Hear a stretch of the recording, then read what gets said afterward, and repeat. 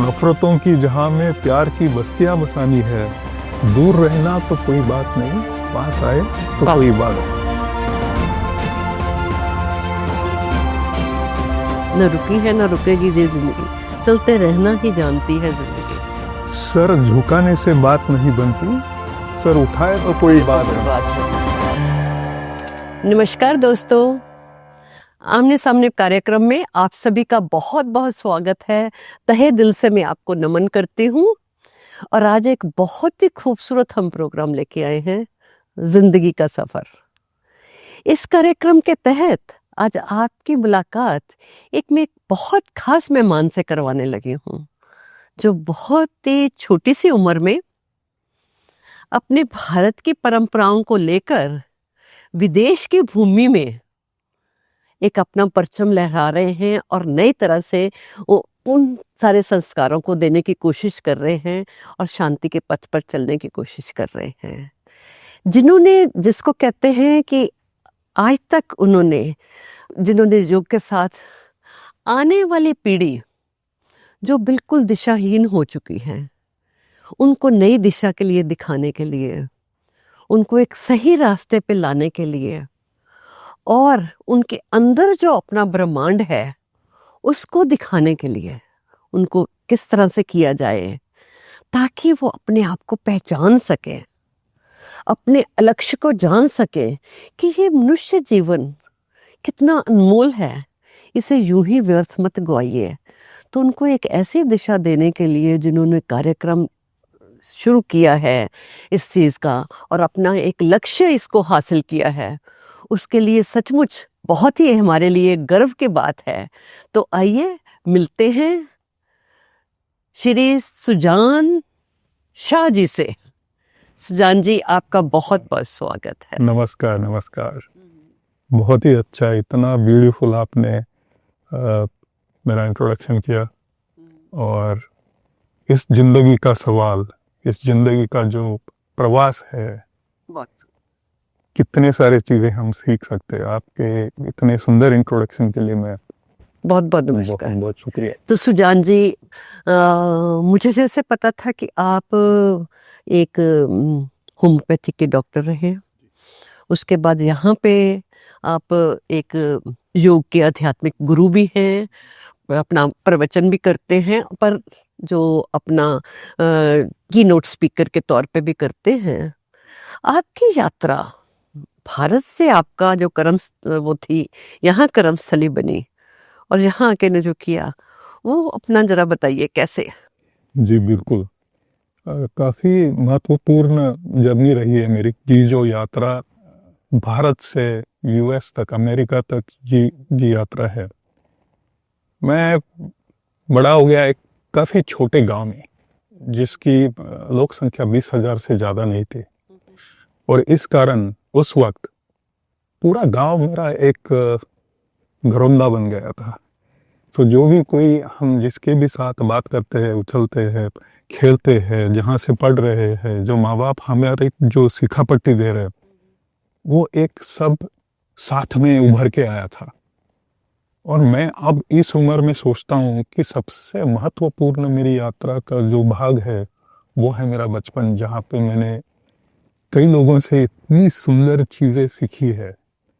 और मैं आज सोचता हूँ कि क्या महत्वपूर्ण है अपने ज़िंदगी में, और वो महत्वपूर्ण चीज़ जो है, जो मैं यहाँ पे बांटना चाहता हूँ, इसका उसके साथ जो संबंध है वो सबसे बड़ा संबंध है। पर वहां से यहाँ कैसे पहुंचे?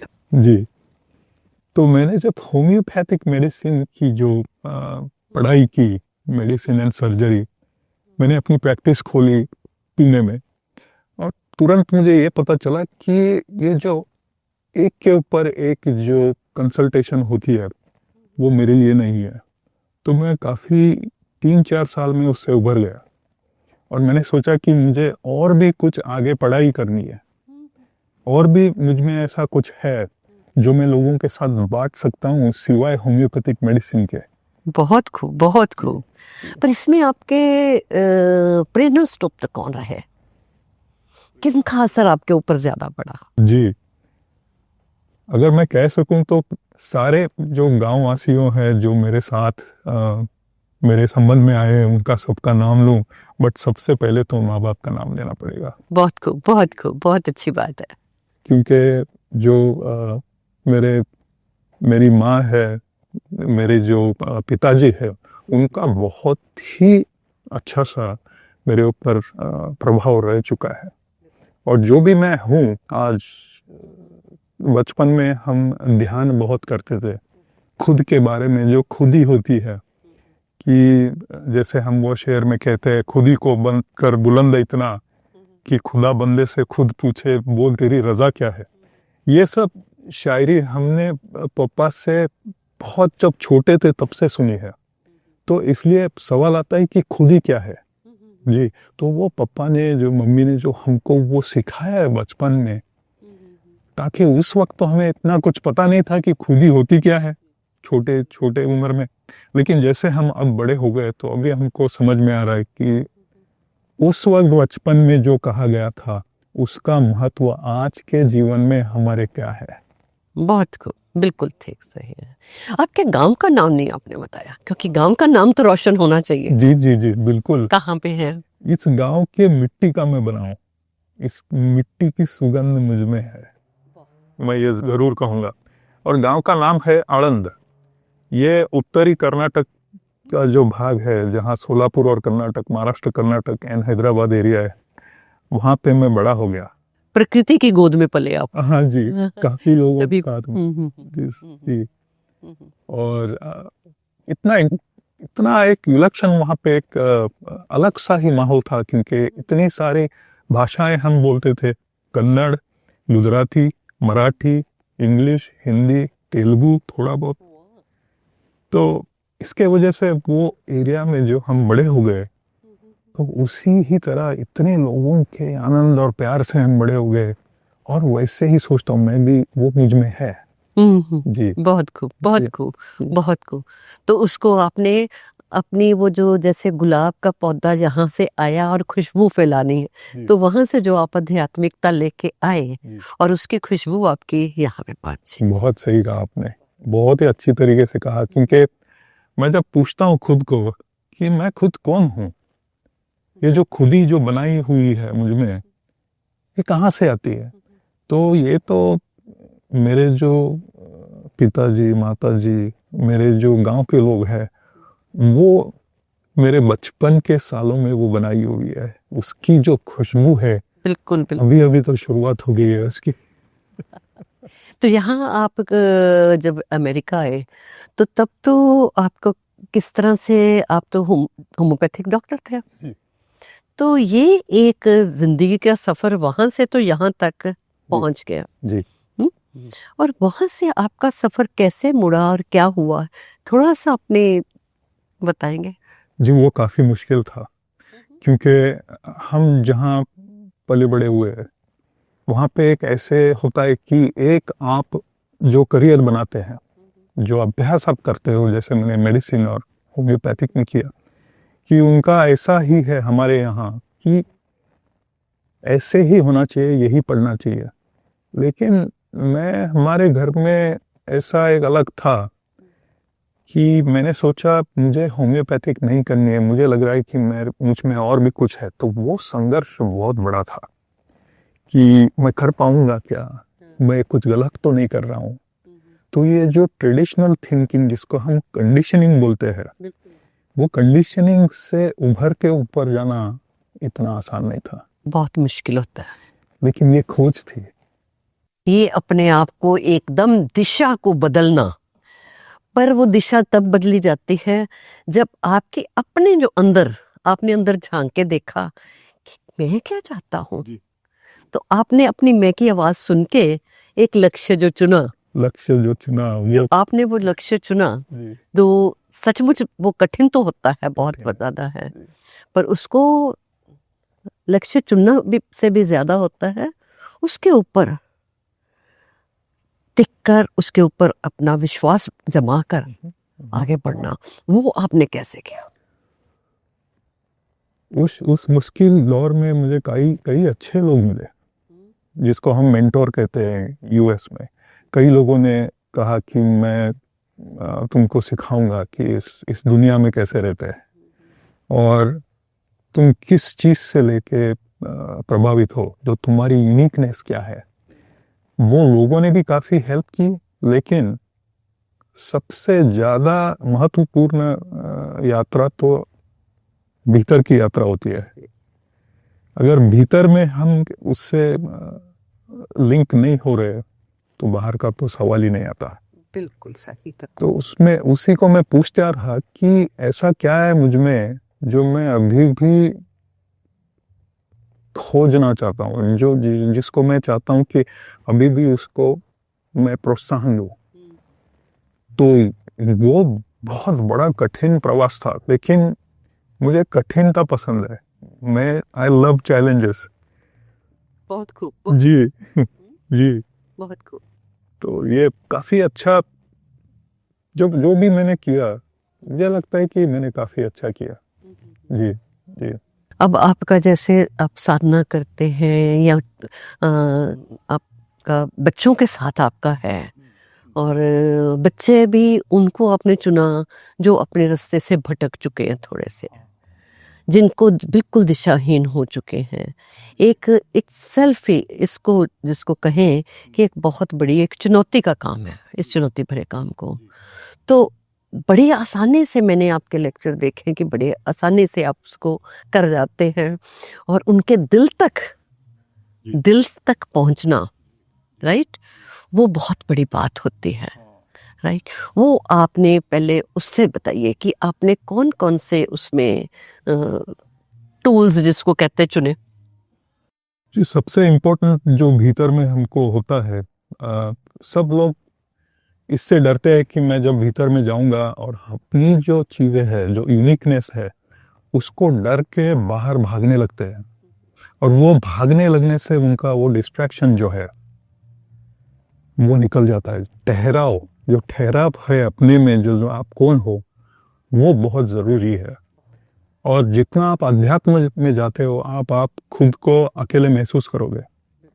वो एक और भी बहुत बड़ा मुश्किल सा दौर था मेरे लिए। तो ये बच्चों को कैसे सिखाते हैं? यहाँ तो तकरीबन हमने देखा है कि बड़े बड़े लोग भी हो जाते हैं, वो इस चीज़ को नहीं समझ पाते, पर आप बच्चों को, ये छोटे बच्चों को लेके, और वो भी अमेरिका में, कैसे उनको सिखाते कैसे हो? जी देखिए, एक शेर मुझे याद आ रहा है कि ये जो मैं खुद को पूछता हुआ, और वो भी मैं वही बच्चों को पूछता हूँ कि तेरे दरिया में तूफान क्यों नहीं है। वाह। कहा है कि तेरी दरिया में में? तूफान क्यों नहीं है, वाह, क्या खूब। खुदी तेरी मुसम्मा क्यों नहीं है। वाह वाह, क्या कहने। जो मुसम्मा जो बोलते हैं, हलबल जो है तुम आपके खुदी में, वो आपके खुदी में मुसम्मा क्यों नहीं है। अब बस ये शिकवे, वाह। अब बस ये शिकवे तकदीरे यज़्दा। तकदीरे यज़्दा मतलब जो आपकी तकदीर आप खुद बनाना चाहते हो, उससे लेके इतने शिकवे बस हो गए। अब बस ये तकदीरे यज़्दा, तुम खुद तकदीरे यज़्दा क्यों नहीं है। वाह, क्या कहते। जरा इसको इतनी गहराई से वो आपने कहा, पर हमारे शायद श्रोता इसको या बच्चे नहीं समझ पाए, उनको समझाने के लिए आप किस तरह समझाएंगे? जी इंग्लिश में हाँ, कैसे समझाएंगे? तकदीर इज़्दा होती है जो अपने को खुद में जो होने, खुद को होना है, वो अपना पीछा कभी भी नहीं छोड़ता। बिल्कुल। और जितना हम उससे दूर भागेंगे, उतना हमको वो कठिनाई देगा और अपने को शांति से रहना नहीं देगा। तो वो हर चीज़ में, हर बच्चों में देखता था, और मैं उनको ये कहता था कि आप में ऐसा कुछ अलग है जो आपने अभी ढूंढा नहीं है। बिल्कुल जी, उसको आप कभी भी छोड़ना नहीं। हर चीज़ अगर आपको करनी पड़ी, तो आप में जो वो मुसम्मा जो है, वो मुसम्मा खुदी की आपको जाननी है कि आप हो क्या। और जब तक आप वो नहीं जानोगे, आप डोंट लेट दैट गो। आप उस पे बैठिए, उसको ठहराव लाइए। थोड़ा आपको मुश्किल जाएगा पहले, लेकिन बाद में जो इतने सारे दरवाजे खुलते जाते हैं, आपको पता भी नहीं रहेगा कि आपने कभी ख्याल भी नहीं किया होगा ऐसे चीजें आपके साथ होने लगे। वाह। ये मैंने महसूस किया है। महसूस किया। तो उनको कैसे महसूस करवाते हो? कोई आपके कोई बता सकते हो, जैसे आप उनको जैसे कोई खास देते हो? क्योंकि उसके लिए भी तो एक गुरु की उस तरह से जरूरत पड़ती है कि थोड़े देर दे दिया, तो वो कैसे प्रैक्टिस करेंगे या किस तरह है? तो कोई उसका बताइएगा। सबसे बड़ी चीज है कि जब मैंने 6 महीने बच्चों को सिखाना शुरू किया, या किसी को भी, सीनियर्स को, बच्चे हैं, एडल्ट्स है, उनको मैं कौन हूँ ये काफी लोग बोलते हैं कि मैंने इतने सारे ये किए हैं, वो अवार्ड्स मिलाए हैं। अच्छा है, वो मैं उसको डिसरिस्पेक्ट नहीं करता, लेकिन जो स्पीकर है वो ये भूल जाता है कि उनको क्या चाहिए, वो कहाँ पे ठहरे हुए हैं। बहुत खूब, वो बहुत पूछना ही भूल जाते हैं। बहुत खूब। तो मैं उनको पहले से ही बोलता हूँ कि आप मुझे भूल जाओ, मेरा नाम भूल जाओ, मैं कौन हूँ वो भूल जाओ। बिल्कुल, बिल्कुल। तो जो हम दोनों में दरार है वो बंद हो जाती है। वो बनना चाहिए। बहुत खूब। सबसे बड़ी इम्पोर्टेंट बात वो ये है, अहम की बात है, कि जब तक हम उनको वो डर वहां से नहीं निकाले, उनको अपने पे विश्वास नहीं बैठेगा। जब विश्वास बैठता है बस तो वो हर चीज आप बोलोगे, कितनी भी डिफिकल्ट हो, अगर शांति से अच्छी तरीके से आप एग्जाम्पल के दौर से अगर उनको समझाएंगे, वो अपने आप आपकी तरफ अपने आप में विश्वास है। वो एक दो देने थे, जी। अपनी धरती अपना ही आकाश पैदा कर। खुद में इतना विश्वास पैदा कर, और अपने ही पंख जो बंद नहीं होते, मोर के जैसे पंख में कहते, मोर के पंख बंद होते हैं। हाँ। जब वो धीरे धीरे शुरू करना लगता है, spread your wing, spread your wing, जब वो अपने आप ही करने लगता है, दौड़ना शुरू होता है और उसी टाइम उड़ना भी शुरू कर लेता है। वाह, बहुत ब्यूटीफुल। तो अंदर को करना, वो आप उनकी मदद करते हैं कि वो they are spreading their own wing, वो अपने पंख खुद फैलाने, अपने पंखों पे पहचानना शुरू करते हैं। जी जी, है ना? जो पहले ये बहुत बड़ी बात है। जी, जो आपने इंट्रोडक्शन में कहा कि वो खुद को खो चुके हैं, अभी उसके काफी सारे कारण हो सकते हैं, लेकिन खुद दिशा भटक चुके हैं। ये आजकल दिशा जो भटक चुके हैं, ये आजकल जो मोबाइल है, सब सारा दिन फोन, उनका अपना ब्रेन, अपना दिमाग नहीं रहा। वो बेचारे समझ ही नहीं आती सिवाय उसके कि करना क्या है। जी। तो उस दिशाहीन को जी, देखिए आपका ये सेटिंग देखिए, इतने पौधे हैं आजू बाजू, हम हरियाली में बैठे, कि जब एक आदमी इससे मिल जाता है, जो निसर्ग के साथ मिल जाता है, प्रकृति के साथ, वो प्रकृति के गुण जो हमारे में है वो प्रभावित हो जाते हैं। वो बोलते हैं भाई कितना सुंदर चल रहा है ये, कि ये साथ तो ये लोग तो सब, उसको पहचानना, महसूस करना, जिसको कहते हैं महसूस करना बड़ा जरूरी है।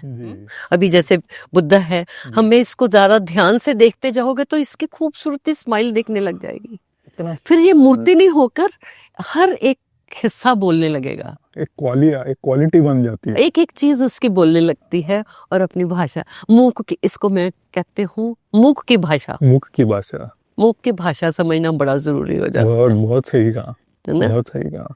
बिल्कुल जी। तो इस चीज से उन बच्चों को, पहले जब मैंने सीखना शुरू किया, उन बच्चों ने मुझे अच्छा प्रतिसाद नहीं दिया। ओके। क्योंकि मेरा भी उनको देखने का तरीका थोड़ा ट्रेडिशनल था, लेकिन उनको समझने के लिए मुझे 6 महीने गए, तब मुझे उनको खुद आपने पहले वो सीखा कि बच्चों की तक मुझे पहले सीखना पड़ा। बहुत खूब। क्योंकि उनको सिखाने की तो बाद में बात आती है, मुझे पहले सीख रेडी वो तभी कहते हैं अध्यापक का, जब हम करते हैं, गुरु कोई भी हो, जैसे मैं माँ के तौर पे कहती हूँ, बच्चे तक बैठ के उसको पकड़ना पड़ता, उठना धीरे धीरे उठाना पड़ता है। हमें खुद पहले वहां तक झुकना आएगा, तभी आगे तभी उसको लेके ऊपर करेंगे।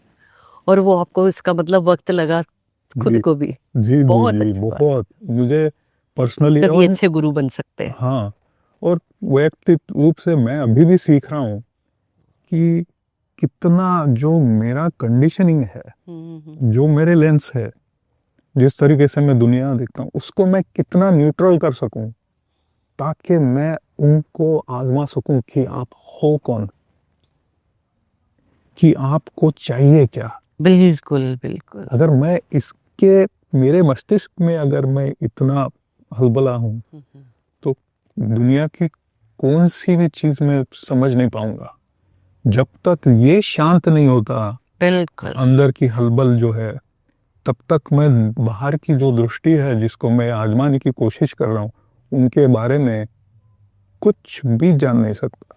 बहुत खूब। जी जैसे वो कृष्ण का हमारे कहते हैं सातों घोड़े हाँ सारे सेंसेस, जी वो हमेशा रथ ऐसे करके पकड़ता कि हमने सारी की सारी जितनी वो है, एक दिशा में वो सातों घोड़े तभी चलेंगे जब हमारा लक्ष्य गया। हाँ, वो जब सब तो ये हमारी जो आध्यात्मिकता है जी, जी, उसको करना बड़ा जरूरी हो जाता है। जी। और बच्चों के ग्रास रूट लेवल पे आप जिस तरह से शुरू किया है, बहुत ही खूबसूरत काम है। जी। तो और क्या क्या आप करते हैं, आप अपना बताइए। और तो मैं खुद पे ज्यादा ध्यान देता हूँ। इसका मतलब मैं भी आदमी हूँ और मैं भी कई चैलेंजेस में से जाता हूँ। मैं कोई पत्थर नहीं इंसान हूँ। सही कहा। उसको बरकरार रखना भी बहुत बड़ी बात है। हाँ बिल्कुल बिल्कुल, ये सबसे हाँ, और कभी कभी ऐसा होता है कि मैं इतना बह जाता हूँ काम में कि फिर खुद की जो लाइट है, खुद का जो अंदर का प्रकाश है, वो अगर मैं भूल गया तो मैं बाहर प्रकाश नहीं डाल सकता। इसलिए ये सबसे बड़ा महत्वपूर्ण मेरे लिए जो सीखा पट्टी रही जब भी मैंने स्पिरिचुअलिटी शुरू की, कि भीतर के लाइट को जब तक आप प्रभावित नहीं कर सकते, तब तक बाहर के दुनिया के ऊपर कुछ भी आप प्रभावित नहीं कर सकते। और वो एक मेरा सबसे इम्पोर्टेंट मोटो है कि भाई इनसाइड आउट जिसको बोलते हैं, जब जितना आप खुद को अंदर के लाइट को जो प्रभावित कर पाओगे, अपने आप लोग आते जाएंगे। जी, बिल्कुल। तो जितना आप अंदर जाओगे उतना ही वो प्रकाश अपने आप। तो इसमें और एक सबसे बड़ा महत्वपूर्ण संदेश ये है कि काफी लोग किस चीज के पीछे भागते रहते हैं। बिल्कुल जी, कि मुझे ये चाहिए, मुझे वो चाहिए। और मैंने भी वो किया है, मैं कभी कभी करते रहता हूँ। उसका ये होता है कि हम अपने भीतर में जो अच्छे क्वालिटीज है उसको छोड़ के दुनिया के पीछे भागते हैं। ये सबसे बड़ी सीखा पट्टी मेरे लाइफ में है। बिल्कुल। जब तक वो आप खुद को, जैसे आपने वो 7 घोड़ों के बारे में बात की, उस 7 घोड़ों को नियंत्रण में लाके एक तरह का बैलेंस जिसको बना सकते हैं, उस बैलेंस के बाद ही मन विषय कषाय शरीर से हम आगे बढ़ के जो रियलिटी है उसको पा सकते हैं। बिल्कुल बिल्कुल। रियलिटी हम जो देखते हैं वो रियलिटी नहीं है। जिस चीज से हम बने हुए हैं वो रियलिटी है, और वो आंखों से, हाथ से, वो 7 घोड़ों के साथ नहीं देख सकते। वही मेडिटेशन वगैरह, वही ध्यान है। जी जी, बहुत खूब, बहुत खूब। किस तरह से उनका इंटरेस्ट, जब कोई लक्ष्य चुनने में आप उनकी कोई काउंसलिंग करके, ये तो चलो बता दिया, फिर भी कई बार वो होती जिज्ञासा भी होती है बच्चों को, या कुछ भी होता है, पर्सनल काउंसलिंग भी आप उनकी करते हैं कि उनकी अक्सर क्या होता है वो अपनी बात दिल की कह नहीं पाते। जी जी, दिल की बात कह नहीं पाते। तो जैसे आप इंडिविजुअल करते हो या ग्रुप में भी उनको पढ़ाते हो? क्योंकि मैंने आपका एक, अच्छा हाँ, एक बड़ी अच्छी आपकी एक बड़ भाई बट शाह जी ने, उन्होंने बहुत अच्छी पिक्चर बनाई थी और आपने उसमें क्या उसका नाम है, अच्छा मेजर रोल किया था, एक्टिंग की थी। तो आपको एक्टिंग का शौक है?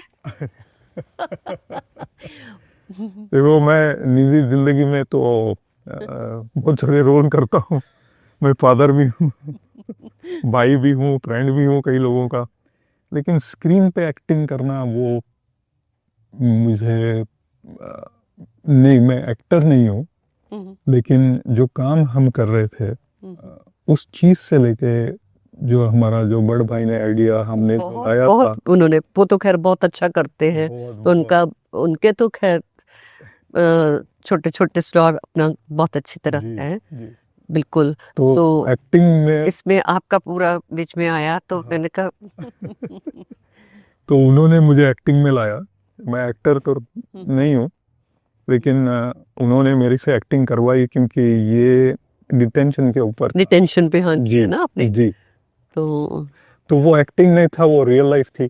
रियल लाइफ का। जी, ये जो मैं करते आ रहा हूँ वहीं पे, तो वही किरदार निभाना था। तो इसलिए वो एक बात बन के आई, तो इसलिए मैंने कहा चलो मूवी में काम करते हैं, फिल्म बनाते हैं, क्योंकि उससे अवेयरनेस होना भी बहुत ज़रूरी है। तो उनमें आपने मैसेज भी बहुत खूबसूरत दिया। अच्छा, अपने जरा कोई मैसेज आप बताना चाहेंगे, कौन से मैसेज देना चाहेंगे जी, देखिए आने वाली? बिल्कुल, जो बच्चे हैं ना निकल जाते हैं, भटक जाते हैं, कि देखिए हमको ये समझना है कि जिस तरफ आपको चैलेंजिंग सिचुएशंस में जाते हैं वो परमानेंट नहीं है। उसके लिए अलग अलग सपोर्ट है, अलग अलग सॉल्यूशंस है। वो बच्चों को जानना बहुत ज़रूरी है। बच्चों के क्या, सबको ही, जो भी जिस दौर से जा रहा है वो परमानेंट नहीं है। वो समझना बहुत ज़रूरी है कि अगर उसमें आप डिस्ट्रैक्ट होके कुछ करने लगे, कुछ एडिक्शन में गए या जो भी हो गया, तो फिर वो आपको बहुत ही अलग मार्ग पे लेके जाएगा। जी, इसलिए ये सोचो कि जब चैलेंजिंग सिचुएशंस में जाने के बाद शांति से उसको हम कैसे टैकल कर सकते हैं। हेल्प पूछने के लिए भी लोग सोचते हैं कि इट्स अ वीकनेस। वीकनेस नहीं है, ये तो आपकी स्ट्रेंथ है। अगर मैं आदमी हूँ और जो ये सब पूरा जन समुदाय के साथ मैं जुड़ा हुआ हूँ, तो उनको हेल्प पूछने के लिए शर्माना क्या है? आप कह रहे हो कि मैं पूछना नहीं चाहता, तो आप कह रहे हो कि मैं आदमी नहीं हूँ। आदमी तो सब इकट्ठा रहते हैं ना, सब एक साथ में हम आए हैं एक से यहाँ पे, और सबके साथ हम जुड़े हुए हैं। जैसे हवा ले रहे, हवा छोड़ रहे, जो सबको, ये अभी जो हवा हम ले रहे हैं वो एक दो वीक में फार वेस्ट भी जाएगी। जापानीज लोग भी यही हवा अभी लेंगे और छोड़ेंगे। So it is so much connected. एक ग्लोबल फैमिली जो बोलते हैं, यही तो है। ये हम भूल नहीं सकते। हम ये नहीं कह सकते कि मैं अकेला हूँ, अलग हूँ और मैं अकेले जाके बैठूं, तो फिर आप सफर हो जाओगे। अकेले रहो। Aloneness and loneliness is two different things, है ना। अलोन जो सॉलिट्यूड है, जहाँ पे आप शांति से खुद के साथ अपने कंपनी में कंफर्टेबली रह रहे हो, लेकिन वो बस समाज में जब रह रहे हैं, समाज में रहकर उसी ढांचे में अपनी अच्छाई को संभाल कर, जैसे मैं ये कहती हूँ, कमल का फूल है। हमारे आध्यात्मिकता में सबसे ज्यादा आता है कि कीचड़ में रहता है और ऊपर खिलता रहता है। उससे के ऊपर वो गंदा पानी भी डालो तो कोई असर नहीं होता, राइट। उसकी तरह हमें खिले भी रहना है, हर हालात के मुस्कुराना भी है। तो वो आपको सिखाने का आप कार्य करना हो। ये जितना कीचड़ हो उतना आदमी सुंदर बन सकता है, ये इसका एग्जाम्पल है। जी, तो वो सोचना बहुत जरूरी है। कीचड़ से आप डिस्टर्ब मत हो जाओ। कीचड़ से उसको पर्सनली, उसकी आइडेंटिफिकेशन जो कहते हैं, आपका मकसद क्या है यहाँ आने का? मकसद, क्योंकि भगवान ने आपको किसी ना किसी मकसद से भेजा है। अगर इतना अनमोल जीवन दिया है, सिर्फ ऐसे खा पी के जीने जाने के लिए, रो पीट के करने के लिए नहीं है। उसको खुशी खुशी हम करते हैं और उसमें से हम अपना best out of you, best हम दे के जा सके। बिल्कुल, बहुत जरूरी है, बहुत जरूरी है। और ये डिफिकल्ट है, बहुत ही मुश्किल काम है, क्योंकि अब हमें ऐसा लगता है कि हम कुछ अलग कर रहे हैं और दुनिया से अलग जा रहे हैं और मैं अकेला हूँ और बाकी लोग, ये समझना बहुत ज़रूरी है। बिल्कुल। आप अकेले नहीं हो, अकेले हो जाते हो क्योंकि आप भीतर के जो ये जो क्वालिटीज है आप उसको जान रहे हो, उसके साथ अलाइन हो रहे हो। जब तक आप भीतर के क्वालिटीज को अलाइन नहीं होते तब तक आप खुदी को नहीं बना रहे हो। जी फिर वो ज्ञान बाकियों को तभी दे सकते हैं। हाँ वही है, आपने जैसे ग्रास रूट से हम बच्चे को चलना सिखा देते हैं, जी बुद्ध ने भी अपने आप को पा लिया, तो फिर वो ज्ञान बांटना, जी क्योंकि ये असली तो है कि हम आने वाली समाज को, विश्व को जी एक खूबसूरत सा बना सके। हाँ कितने कांटों में खिलता है गुलाब, जी चाहे 2 दिन के लिए जीता है, जी 2 दिन के लिए, जी अगर वो ये सोचे, पर उसका खिलना बड़ा जरूरी है। तो जरूरी है, बहुत जरूरी है। अगर वो खिलेगा नहीं तो पालेंगे क्यों? नहीं पाएगा। वो खिल के अपनी, चाहे भगवान के चरणों में जाए जी या किसी को खुशबू दे, बड़ा जरूरी हो जाता जी है। और ये सीखना बच्चों के लिए कितना बढ़िया हो जाता बहुत बढ़िया। हम्म। और इतना मुझे अच्छा लगता है कि मैंने दूसरों को सिखाते वक्त खुद को भी पाया। है। बहुत खूब, बहुत खूब। ये सबसे बड़ा मुझे आनंद वो है कि मैं खुद के साथ इतना जुड़ गया हूँ। और अभी ऑफकोर्स ये यात्रा तो कंटिन्यूअस यात्रा है, ये कभी खत्म नहीं होती। कभी नहीं खत्म हो। लेकिन जब एक आईने में देखने जैसा है कि खुद को आप आईने में देखते हो, वैसे ही जब मैं सिखाता हूँ लोगों को या फिर उनके सामने बात करता हूँ, वो मुझे खुद जो मैं क्या हूँ वो भी दिखाता है। और फिर मैं सोचता हूँ कि उसके ऊपर मुझे काम करना है। तो इस तरीके से धीरे धीरे आप भीतर से जाके आपकी क्वालिटीज को अच्छी करें, तो आपको ना इनसिक्योरिटी रहेगी, ना कंपैरिजन रहेगा, या फिर जो किस चीज के पीछे भाग रहे हैं वो आपको पता चलेगा कि रियल क्या है ना, अनरियल क्या है। ये बहुत जरूरी है। बहुत जरूरी है। जी जी। और इसी में कई लोग हाँ, फंस जाते हैं, इसी में मिसगाइडेड हो सकते हैं। बहुत खूब। और इसमें मिसगाइडेड करने वाले भी काफी लोग हैं बाहर दुनिया में, जो पैसे कमाने के लिए बैठे हैं, लेकिन अच्छी तरीके से, जो प्यार से जो सिखाने वाला बहुत कम लोग हैं ऐसा, जो सच्चे दिल से सोचते हैं कि कुछ तो इम्पोर्टेंट मुझे शेयर करना है लोगों के साथ। तो वही प्रॉब्लम हो जाता है। बहुत खूब, बहुत खूब। आपसे बातें करके बहुत अच्छा लगा। मुझे लगता है हमारे श्रोता, जबकि आप तो अभी काम कर रहे हैं बच्चों के साथ, पर ये मुझे लगता है कि हर स्टेज पे, यहाँ तक कि जब बड़े भी हो जाते हैं, कई बार वो जीने का खाते पीते चले जाते हैं, ऐसे ही चले जाते हैं, मकसद नहीं समझ सकते। जितनी जल्दी समझा जाए तो बहुत बात ज़रूरी है। और आप इतना खूबसूरत संदेश दे रहे हैं, तो वाकई एक बहुत ही गर्व की बात है, और जिसे सुनना भी बड़ा ज़रूरी है, खुश रहना भी बड़ा ज़रूरी है। हालात तो आएंगे, जैसे भी आएंगे, पर एक मकसद के साथ। कहते हैं एक न रुकी है न रुकेगी ये जिंदगी, न रुकी है न रुकेगी ये जिंदगी, चलते रहना ही जानती है जिंदगी, चलते रहना ही जानती है। पर जाने से पहले हम कुछ ऐसी निशानियां छोड़ जाएं जिसे याद रखेंगे आने वाले। अरे वाह वाह वाह, आने वाली बहुत बहुत अच्छा कहा आपने। ऐसे ही कुछ करना है, ऐसी कुछ निशानियां छोड़ जाए। जी। हमारे बड़े गुरु महात्मा जितने भी हैं आध्यात्मिकता, उन्होंने तपस्या की, अपने आप को पाया और ज्ञान बांटा। बांटने से ज्यादा उनको एक प्रैक्टिस दी एक अध्यापक के तौर के, कि तुम भी ये करो। ये बहुत बड़ी बात है, जो आप आने वाले विश्व को एक खूबसूरत ख्वाब देख सकते हैं कि यहाँ सारे अच्छा विश्व बन सके। नहीं तो जिस दिशा में जा रहा है तो बड़ा मुश्किल है। जाति पाति को छोड़ के सब कुछ, एक इंसान अच्छे बन सके। एक इंसान।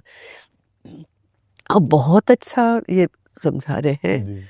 तो अब जाति बार आप कुछ थोड़ा सा कहिए श्रोताओं को, ताकि उनको याद रखे। तो विदा लेने से पहले, वक्त तो भाग रहा है, वक्त भी। जी जी। बिल्कुल एक ही चीज मैं कहना चाहूंगा कि खुद ही से शुरू होता है चीज। अपनी जो यात्रा है आपकी, आप खुद में क्या हो वो पहले इसका मतलब ये नहीं कि खुद को जज करो, रिग्रेट करो, शेमफुल करो। खुद को प्यार से देखो। जो एक बच्चा पैदा हुआ है, जो बच्चा आप में है, उसको इनोसेंटली वो प्यार दो जो आपके माँ ने आपको दिया है। वो साथ में लेके आपको दूसरों को भी बांटना है। ये जिंदगी तभी कंप्लीट होती है, जो लाइफ साइकिल, जो पर्पस जो होता है, लोगों का पर्पस इसी वक्त कंप्लीट होता है जब आप खुद आपके लिए कुछ करते हो और फिर लोगों के लिए कर सकते हो। तो आपका पर्पस खत्म नहीं होता है। तो इसी पे एक शायरी याद आ रही है मुझे, शेर याद आ रहा है कि पहुंच के अश्क अपने, बहुत खूब। पहुंच कर अश्क अपने, मुस्कुराओ तो कोई बात तो कोई बात बने। है, मुस्कुराओ तो कोई बात बने। हम्म। सर झुकाने से बात नहीं बनती, सर उठाए तो कोई बात कोई बने। बात बने। बिल्कुल। जी। नफरतों की जहां में प्यार की बस्तियां बसानी है। बिल्कुल। नफरतों की जहां में प्यार की बस्तियां बसानी है। दूर रहना तो कोई बात नहीं, पास आए तो कोई बात नहीं। बहुत खूब, बहुत खूब, बहुत खूब। ये बहुत खूबसूरत कि प्यार ही प्यार हो इस जगह के। तो ये जैसे मैं कहती हूँ कि ये ख्वाब है मेरा, ये ख्वाब है मेरा, आपका भी, ये सच हो जाए। जी। ये नामुमकिन तो नहीं, ये मुमकिन पूरी तरह पर बस प्यार ही प्यार हो, कोई नफरत का निशान हो, ये ऐसा हो जाए। नामुमकिन तो नहीं, अगर साथ मिले हम सब एक दूसरे के और ये वादा करें कि हम बांटेंगे और ये जहान इतना खूबसूरत आ जाए। असंभव तो है पर नामुमकिन नहीं, नामुमकिन नहीं। तो चलिए हम मिलजुल कर इस जहां को थोड़ा सा और खूबसूरत बनाते हैं और जिंदगी का सफर आने के लिए, अपनी सफर की साझा करने के लिए, अपने लक्ष्य को एक बताने के लिए जी। आपका बहुत बहुत धन्यवाद। जी, बहुत बहुत बहुत धन्यवाद आपका। सभी श्रोता। सुजान जी, आपका घर तो वंदना नाम आपने कैसे रखा? घर तो बहुत सुंदर है, तो इसके पीछे कोई अर्थ है आपका? जी, वंदना मेरे माँ का नाम था और वो माँ मेरी गुजर गई 2022 मार्च में। उसी को ट्रिब्यूट देने के लिए, श्रद्धांजलि देने के लिए ये मैंने मेरे घर का नाम माँ का रखा है। ये तो बहुत बड़ी श्रद्धांजलि, और ताकि माँ का आशीर्वाद हमेशा माँ की वंदना भी करते रहिए और उनका नाम भी रहे।